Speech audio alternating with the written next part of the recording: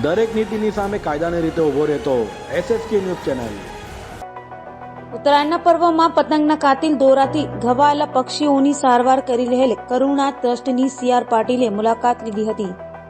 ઉત્તરાયણ પર્વની સુરતીઓએ હર્ષોલ્લાસ સાથે ઉજવણી કરી હતી, ત્યારે પતંગના કાતિલ દોરાથી ઘવાયેલા ઇજાગ્રસ્ત પક્ષીઓની કરુણા ટ્રસ્ટ દ્વારા સારવાર કરાઈ હતી, જેની મુલાકાત CR પાટીલે લીધી હતી।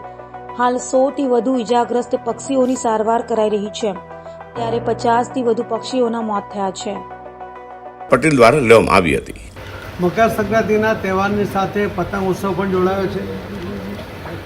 ખૂબ રંગેચંગે ઉત્સાહ સાથે લોકો પતંગો ઉડાવે છે, પતંગો કાપે છે અને કાપવાનો પણ આનંદ લે છે, કપાવાનો પણ આનંદ લેતા હોય છે। પણ સાથે સાથે પતંગ ઉડાવવાને કારણે કે ઉડાવતી વખતે કેટલાક પક્ષીઓ એમાં ઈજા થાય છે અને કેટલીક વાર એનું મૃત્યુ પણ થાય છે અને કેટલીક વાર એને જન્મભરની ખોળ પણ થતી હોય છે, એમની પાંખો પણ કપાઈ જતી હોય છે। વર્ષો પહેલાં ત્યારે ધર્મેન્દ્ર સંઘવી એમણે એક રજૂઆત કરી હતી કે અમને પક્ષીઓના ઈજા થાય, અમને સારવાર માટેની એક વ્યવસ્થા ઊભી થવી જોઈએ। સુરત મહાનગરપાલિકા દ્વારા એ જગ્યાની પણ ફાળવણી કરવામાં આવી અને એ જગ્યા ઉપર દર વર્ષે સતત અને પતંગોત્સવ દરમિયાન ખાસ જેટલા પણ પક્ષીઓ ઈજા પામે છે એમની સારવાર થાય છે। ગઈકાલે 14મી તારીખે પણ સુરતની અંદર લગભગ 42 જેટલા ઈજા પામેલા પક્ષીઓ અહીં આવ્યા હતા।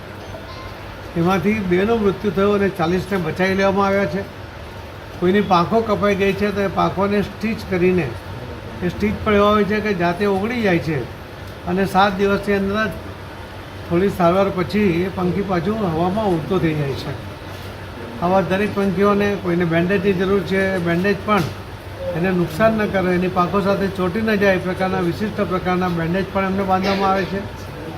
એમને જરૂરી ગરમી માટેને પણ મશીનો અહીંયા ઉપલબ્ધ કરવામાં આવ્યા છે, જે કદાચ અહીંયા પહેલાં છે અને એ રીતે પણ પક્ષીઓની સારવાર, એનો જીવ બચાવવાનો પ્રયત્ન થઈ રહ્યો છે। દરેક નીતિની સામે કાયદાની રીતે ઊભો રહેતો SSK ન્યૂઝ ચેનલ।